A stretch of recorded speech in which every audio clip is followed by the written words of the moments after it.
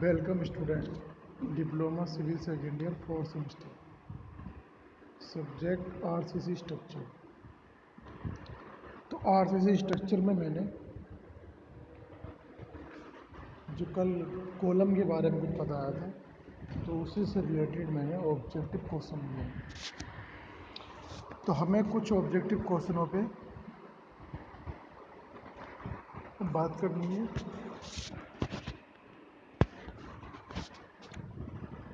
तो RCC column and column footings. Practically, this slab is not possible to construction. व्यवहारिक रूप से किस स्लेब का निर्माण करना संभव नहीं है। Purely simple supported slab.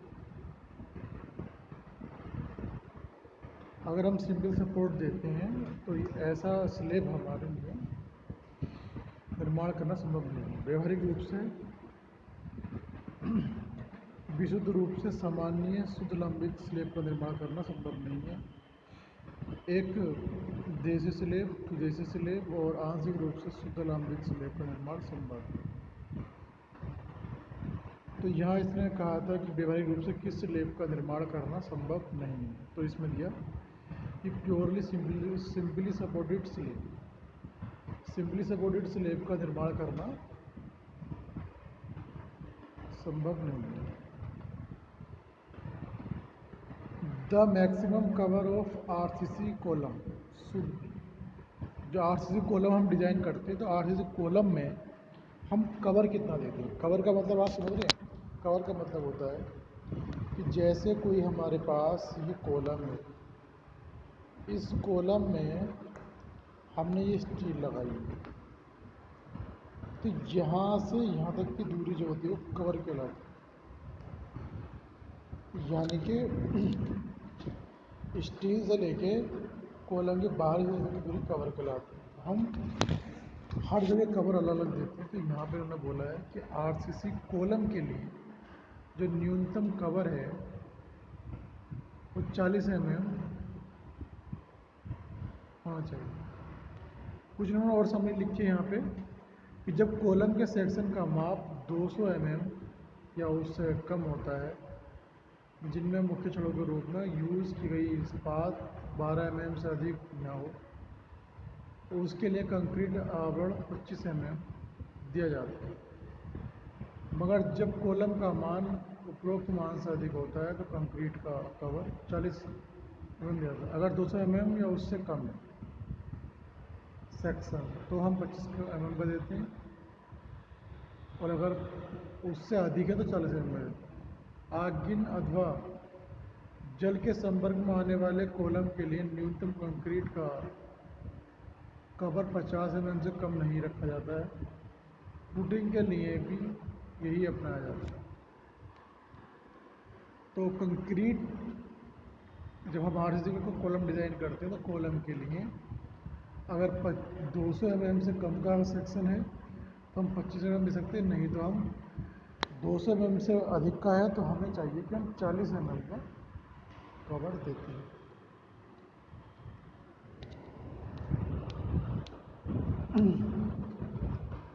The factories lowered the carrying capacity of a reinforced concrete column M20 concrete FE 415 steel of 350 mm into 650 mm size with minimum percentage of steel.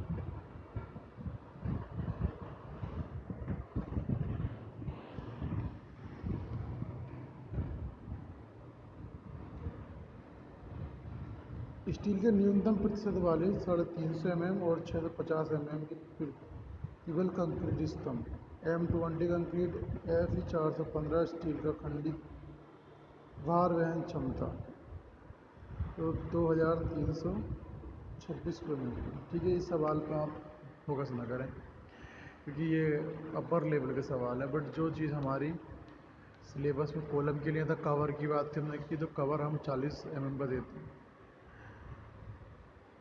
IS 456 2000 के अनुसार footing हेतु प्रबलन के लिए मामूली cover कितना होना चाहिए? According to IS 456 2000, what should be the nominal cover to the reinforcement for,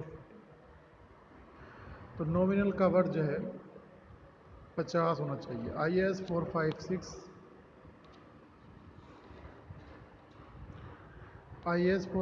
2000 के अनुसार फुटिंग हेतु प्रबलन के लिए नॉमिनल कवर 50 mm होना चाहिए और यह 75 mm से अधिक नहीं होना चाहिए। नॉमिनल कवर 50 mm होना चाहिए, यह 75 mm से अधिक नहीं होना चाहिए।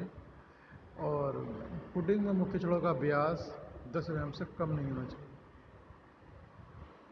छड़ों की आपसी दूरी 300 mm और 3D जो न्यूनतम में ली जाएगी। छड़ों की आपसी दूरी जो स्पेसिंग ऑफ द 300 mm और 3D से की न्यूनतम दूरी ली जाएगी। प्रबलित कंक्रीट फुटिंग में स्थायित्व की आवश्यकता को पूरा करने के लिए प्रबलित बार के लिए सामान्य कवर का न्यूनतम मान क्या है? 50 mm। प्रबलित कंक्रीट फुटिंग में स्थायित्व की आवश्यकता को पूरा करने के लिए प्रबलित छड़ के लिए सामान्य आवरण का न्यूनतम मान 50 mm दिया जाता है।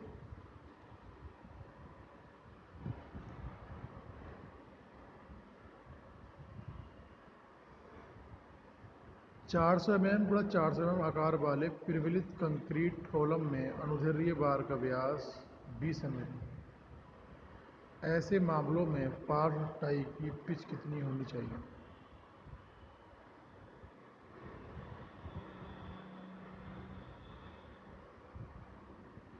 अनुदैर्ध्य व्यास 200 mm है और 20 mm है, तो ऐसे मामलों में पार्श्व टाई की पिच कितनी होगी? 300 mm।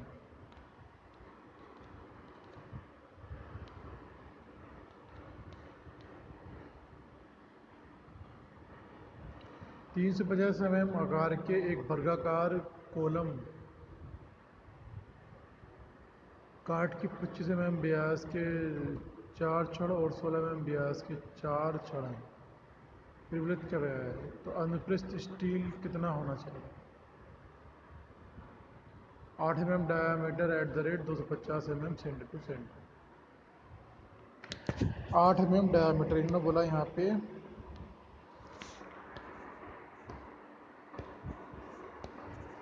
8 mm diameter.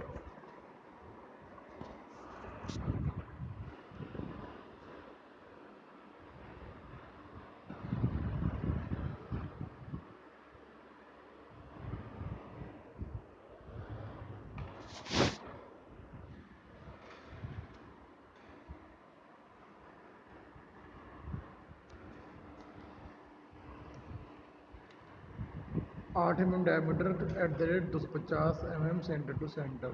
तो इस कॉलम की जो पार्ट्स में है वो 350 mm। प्रबलन छड़ों का व्यास 25 mm 5 to 16 mm। तो अनुप्रस्थ प्रबलन का व्यास 8 mm या 5/4 जो भी अधिक 8 mm या 25 mm 25/4 बराबर 6.25 mm जो अधिक हो। अनुप्रस्थ प्रबलन का अंतराल न्यूनतम पार्श्व माप 16/300 mm जो भी कम हो। 350 mm 16 × 16 बराबर 256 mm। 300 mm जो भी कम हो 256 mm।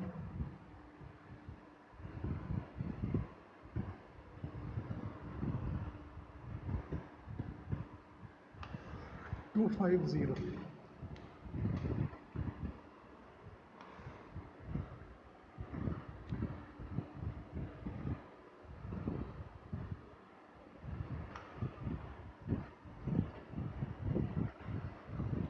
अधिक सामर्थ्य प्राप्त करने के लिए अनुप्रस्थ प्रबलन का व्यास अधिक व्यास वाली छड़ के आधार पर तथा अंतराल न्यूनतम व्यास वाली छड़ के आधार पर निर्धारित किया गया जाता है। वृत्ताकार, what is the minimum number of the longitudinal bars?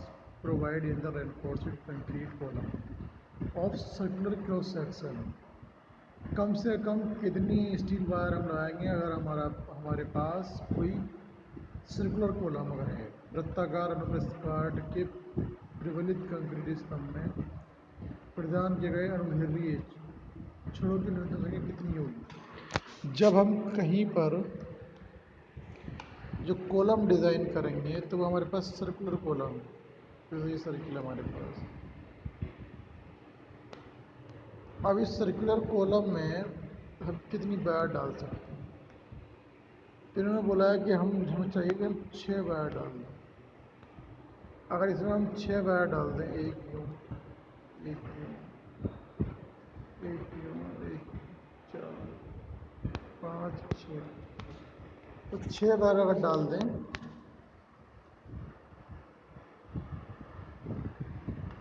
तो कम से कम वो एक सर्कुलर कूलर का निर्माण हो जाता है। तो सर्कुलर काट के प्रति प्रबलित कंक्रीट स्तंभ में अनुदैर्ध्य छड़ों की न्यूनतम संख्या 6 होती है और वर्गाकार में छड़ों की संख्या 4 होती है। अगर कोई स्क्वायर कॉलम है तो उसमें छड़ों की संख्या 4 होगी, स्क्वायर कॉलम में 4 होगी और सर्कुलर कॉलम में 6 होनी चाहिए कम से कम। ज़्यादा वो आपकी मर्ज़ी कि आप कितनी जो है छड़ें डालते हैं।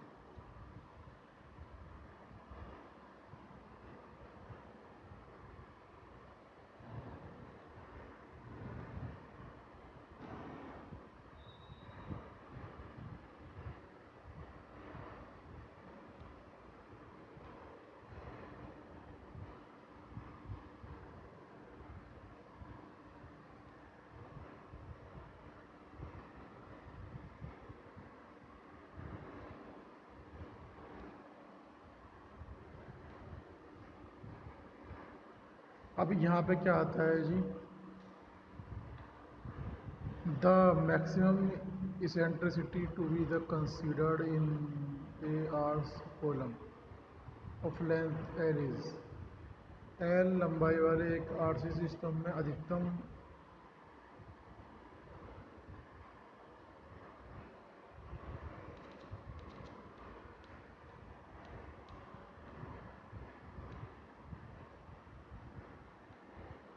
तो यहाँ फिगर क्लियर नहीं आ रही है तो इसलिए हमने क्वेश्चन छोड़ दिया है।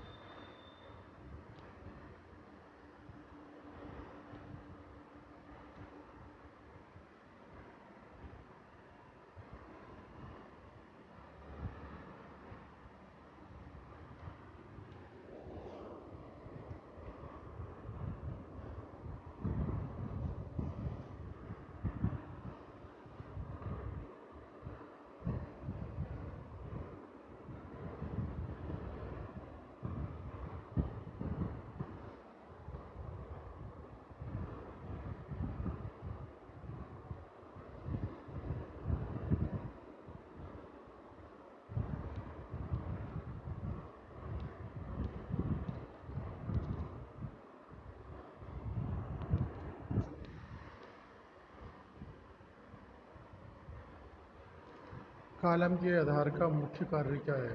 The main function of the column basis to, column के आधार का मेन मुख्य कार्य क्या है, बी यानी कि झुकाव को रोकता है। तो resist the deflection, resist the column क्या है, हमारी बिल्डिंग के झुकाव को रोकता है। तो रसिस्ट द डिफ्लेक्शन। कॉलम के आधार का मुख्य कार्य कॉलम के भार तथा कॉलम पर आने वाले चल और अचल भार को नींव बिलो पर ट्रांसमिट करना होता है। इसके लिए नींव का क्षेत्रफल इतना रखा जाता है कि कुल भार की तीव्रता सोइल की बियरिंग कैपेसिटी से अधिक न हो, सुरक्षित भार क्षमता से अधिक न हो, और मृदा की शुद्ध सुरक्षित क्षमता QMS बराबर QNU अपॉन ए। ये फार्मूला है इसका।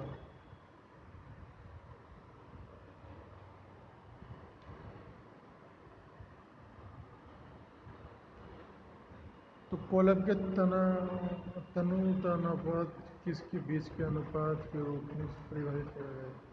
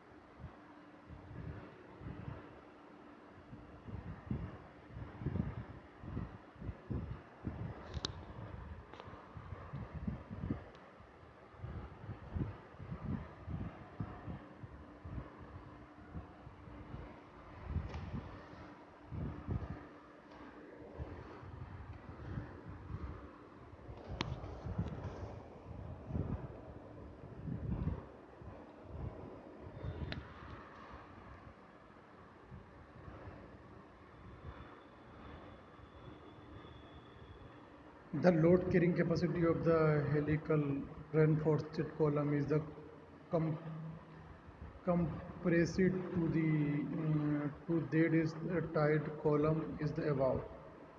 सहबद्ध कॉलम की तुलना में एक हेलिकल परिवलित कॉलम की लोड को सहने की क्षमता लगभग होती है C यानी कि 5% से अधिक। जिस सिस्टम में पार्श्व स्तंभ छड़ों को रस्सी की तरह मुख्य इस्पात के चारों तरफ लपेटा जाता है, तो ऐसे स्तंभ को कुंडलीय या सर्पिल कहते हैं, और सर्पिल परिवलन स्वयं पर आने वाले भारी कुछ अंश वहन करता है। जब कॉलम में कुंडली तरंग छड़ें यूज की जाती हैं तो स्तंभ की सामान्य परिवलन समर्थ वाली स्तंभ की तुलना में 5% से अधिक बढ़ाकर ली जाती है। M35 ग्रेड के एक सादे कंक्रीट पेडेस्टल में आधार पर अधिकतम धारण क्षमता 40 न्यूटन पर mm² पाया जाता है। तो फुटिंग की गहराई ज्ञात करें। अगर स्तंभ से परे प्रक्षेपण 300 mm है, 3.1 मीटर।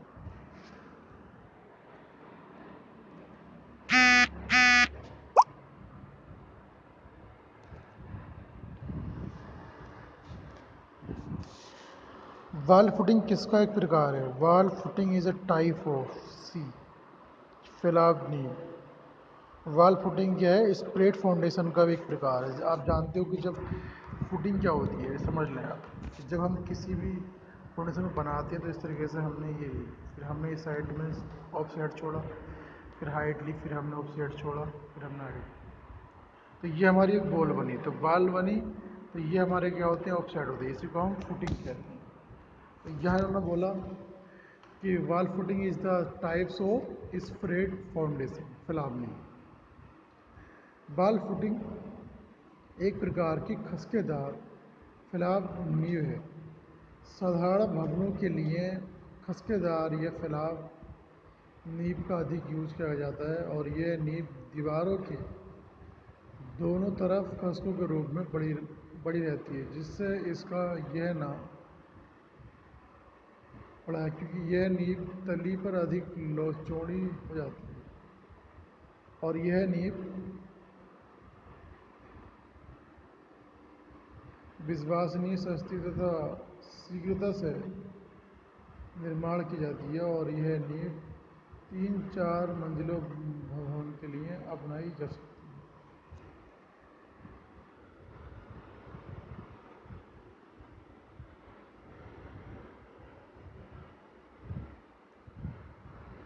अगर स्तंभ के लिए के प्रत्येक क्रॉस सेक्शन का प्रतिबल ठीक इसके कार्य प्रतिबल के बराबर हो तो यह पाल्म क्या कहलाएगी? बी।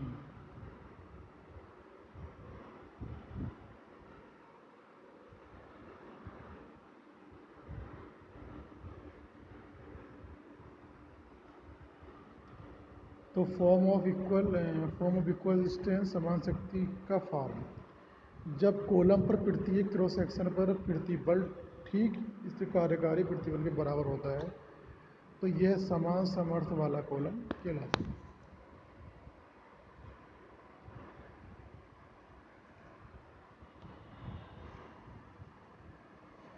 तो the diameter of the longitudinal bar in a column should not be less than.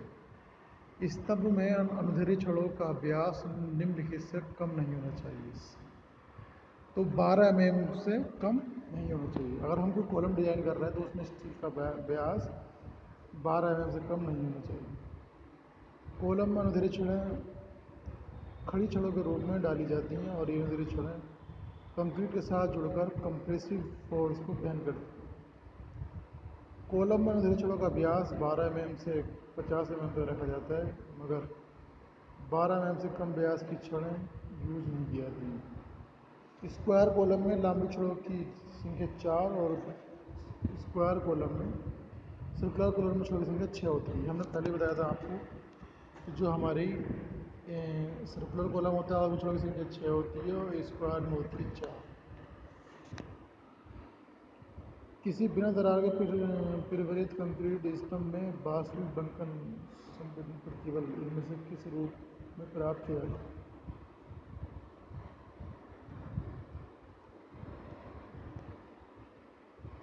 प्रबलित सीमेंट कंक्रीट फुटिंग के लिए न्यूनतम कवर का मान कितना निर्धारित किया गया? बी 50 में। Reinforced cement concrete the footing is the possible minimum cover 50।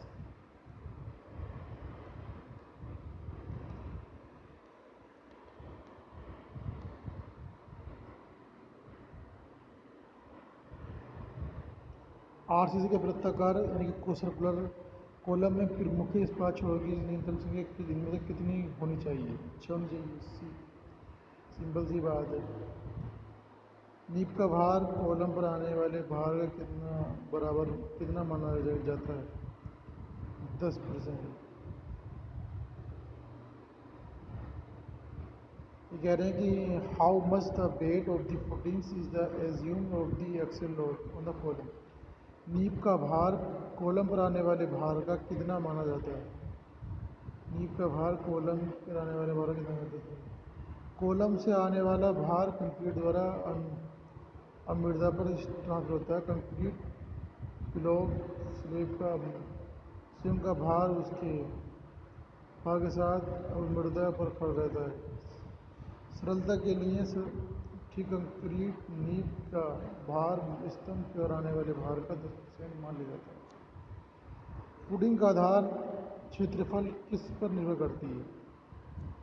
B अनुवर्णनीय भांडार।